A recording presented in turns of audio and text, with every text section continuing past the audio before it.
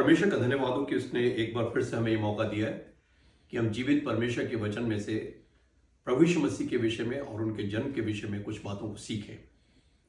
इससे पहले कि हम इस बात पर विचार करें, आइए हम प्रार्थना करें। हमारे महान, सच्चे और जीवित पिता परमेश्वर, अपने पवित्र आत्मा के माध्यम से प्यारे प्रभु तो इस समय हमारी सहायता कर, ताकि तेरे वचन के द्वारा प्यारे प्रभु तेरे प्रिय पुत्र हमारे प्रभु यीशु मसीह की सच्चाई को हम गहराई से और अच्छी तरह से समझ सकें। हम पर दया कर। धन्यवाद के साथ ये प्रार्थना हमारे प्रभु और उद्धारकर्ता यीशु मसीह के नाम से मांगते हैं, आमीन। आज जिस हिस्से को मैं आपके साथ शेयर करना चाहता हूं वो है पहला यूहन्ना और उसके पहले अध्याय की 4 आयतें, और वहां से शुरू करके मैं कुछ और बातें आपको प्रभु यीशु मसीह के जीवन के विषय में और उनके इस पृथ्वी पर आने के विषय में बताना चाहता हूं। आइए हम इसे पढ़ें। यहां लिखा है, उस जीवन के वचन के विषय में जो आदि से था, जिसे हमने सुना और जिसे अपनी आंखों से देखा, वरन जिसे हमने ध्यान से देखा और हाथों से छुआ। उस जीवन को हमने देखा, इसके आगे यहां लिखा है दूसरी आयत में, यह जीवन प्रकट हुआ और हमने उसे देखा और उसकी गवाही देते हैं और तुम्हें उस अनंत जीवन का समाचार देते हैं जो पिता के साथ था और हम पर प्रकट हुआ। तीसरी आयत, जो कुछ हमने देखा और सुना है उसका समाचार तुम्हें भी देते हैं, इसलिए कि तुम भी हमारे साथ सहभागी हो और हमारी यह सहभागिता पिता के साथ और उसके पुत्र यीशु मसीह के साथ है। और ये बातें हम इसलिए लिखते हैं कि हमारा आनंद पूरा हो जाए।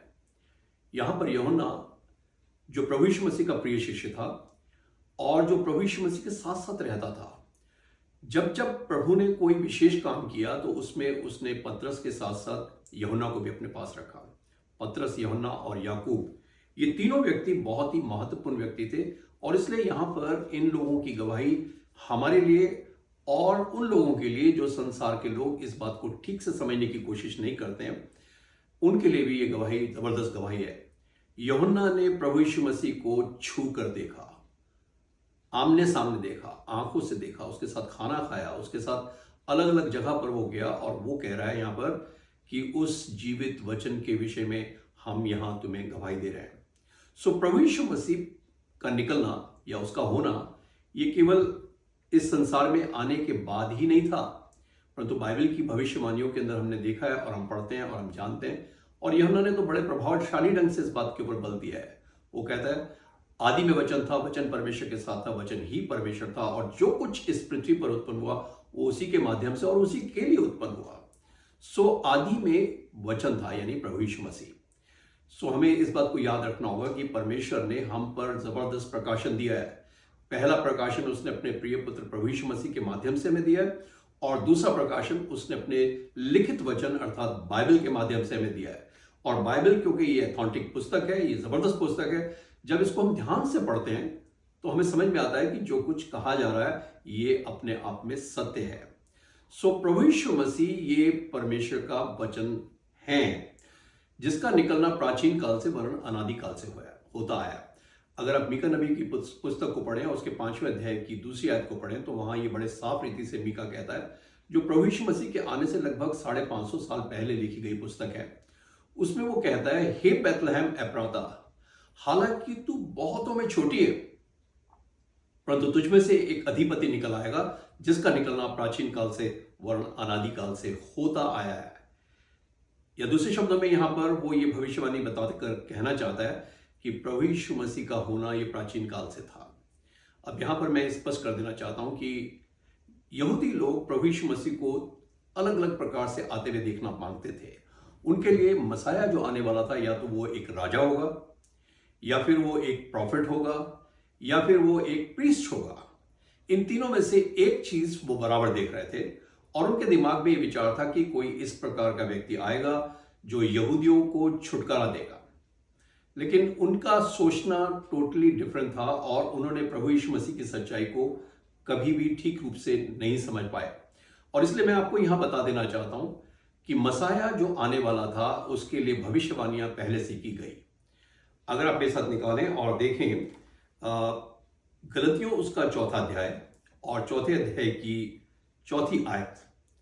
तो यहां पर परमेश्वर का दास पौलुस बड़े ही स्पष्ट रीति से हमें कहता है, परंतु जब समय पूरा हुआ तो परमेश्वर ने अपने पुत्र को भेजा, जो स्त्री से जन्मा और व्यवस्था के अधीन उत्पन्न हुआ, ताकि व्यवस्था के अधीनों को मोल लेकर छुड़ा ले और हमको लेपालक होने का पद मिले। तो यहां पर बड़े ही स्पष्ट रीति से परमेश्वर के दास पौलुस ने कहा कि जब समय पूरा हुआ, सो जो अनादिकाल से प्रभु यीशु मसीह था, एक निश्चित समय पर उसका आना इस पृथ्वी पर हुआ, जिसके लिए पहले से ही भविष्यवाणी की गई थी, जिसके लिए यशायाह नबी ये कहता है कि एक कुंवारी गर्भवती होगी और पुत्र को जनेगी। और यहां पर भी यही बात बताई गई है कि एक स्त्री के माध्यम से प्रभु यीशु मसीह का आना हुआ। सो ये जो बात है ये अपने आप में बड़ी महत्वपूर्ण है कि प्रभु यीशु मसीह के विषय में पहले से ही भविष्यवाणियां की गई थी। एक तो भविष्यवाणी और मैं आपके साथ शेयर करना चाहता हूं, जिससे हमें ये बात और अधिक स्पष्ट रीति से समझ में आ जाए। आप मेरे साथ निकालें यशायाह नबी की पुस्तक और उसका 7वां अध्याय और 7वें अध्याय की 14वीं आयत को मैं यहां पढ़ रहा हूं। यहां पर लिखा है, इस कारण प्रभु आप ही तुमको एक चिन्ह देगा, सुनो, एक कुंवारी गर्भवती होगी और पुत्र जनेगी और उसका नाम इमैनुएल रखेगी। यहां पर बड़े ही स्पष्ट रीति से प्रभु यीशु मसीह के नाम तक को और कुंवारी से पैदा होने के विषय को बता दिया गया। अब इससे आगे अगर आप पढ़ेंगे तो यशायाह नबी ने एक और प्रोफेसी अपनी इसी पुस्तक के अंदर उसके 9वें अध्याय के अंदर, और उससे आगे अगर आप देखेंगे, मैं पढ़ के बताता हूं आपको। यहां पर 6ठी आयत में लिखा है, क्योंकि हमारे लिए एक बालक उत्पन्न हुआ, हमें एक पुत्र दिया गया है और प्रभुता उसके कांधे पर होगी। ये प्रभु यीशु मसीह के लिए लिखा जा रहा है। प्रभुता उसके कांधों पर होगी और उसका नाम अद्भुत युक्ति करने वाला, पराक्रमी परमेश्वर, अनंत काल का पिता और शांति का राजकुमार रखा जाएगा। सो ये प्रोफेसिस पवित्र शास्त्र बाइबल में पहले से की गई। इन प्रोफेसिस को प्रभु यीशु मसीह के जीवन के अंदर हम पूरा होते देखते हैं, और यूहन्ना ने इसीलिए ये कहा कि हम उस जीवित वचन के विषय में ये बात जानते हैं कि हमने उसको अपनी आंखों से देखा है, हमने उसको छू कर देखा है, हमने उसको बड़े ध्यान से देखा है, और वो इस बात की गवाही दे रहा है कि वो परमेश्वर का जीवित वचन है।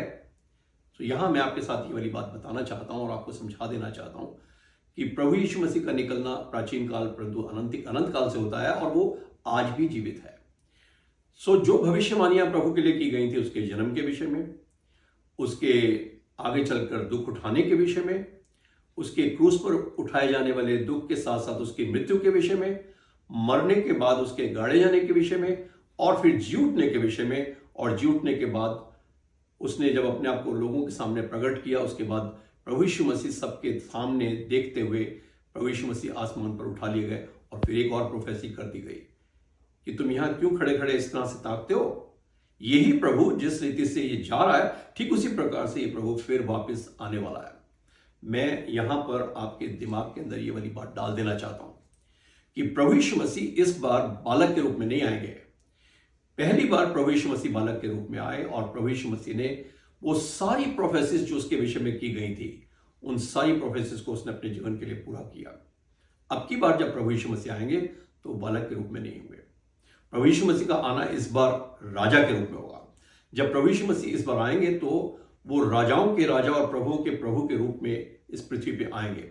और इसलिए जब आप यहां पर इस समय प्रभु यीशु मसीह के जन्मदिन को मना रहे हैं, तो ये भी बात याद रखें कि प्रभु यीशु मसीह का आना यहां पर केवल पृथ्वी पर जन्म लेना ही नहीं था, जन्म के साथ उसकी मृत्यु जुड़ी हुई थी, और मृत्यु के माध्यम से उसने उस मौत की मौत हमेशा के लिए कर दी, जिस मौत को आदम के द्वारा शैतान ने इस पृथ्वी पर लाने की कोशिश की, और जिसके द्वारा वो आई।